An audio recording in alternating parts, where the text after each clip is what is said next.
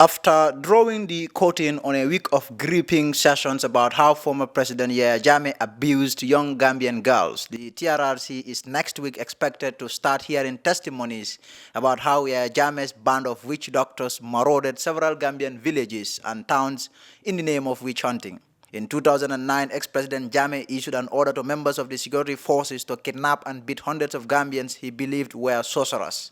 Soldiers armed with AK-47 rifles targeted poor elderly farmers, pressurizing them to confess to murders by sorcery by forcing them to drink a hallucinogenic liquid in an exercise that shocked the nation and bewildered the world. The exercise also took place in some government offices in Banjul. With combined forces of national and foreign witch doctors, some settlements in Kombo and Foni were invaded by the doctors, and the kidnappings, beatings, and forcing of alleged sorcerers to drink concoctions have occasioned lifelong implications on survivors and sometimes resulted in deaths. Former President Jammeh personally sanctioned the so-called hunt for sorcerers because he reportedly believed that his aunt was killed by a sorcerer. Meanwhile, the TRRC has already reached out to some victims of Jammeh's blitz against so-called witches and witch doctors.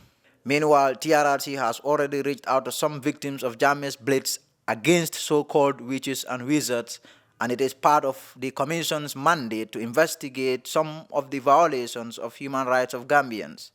The Commission is expected to begin hearings into the 2009 Jammeh witch hunting next week, and it is hoped that this will serve as a step forward in finding justice for Jammeh's victims. Some of the public hearings will be held in Bantabas in at least 3 towns.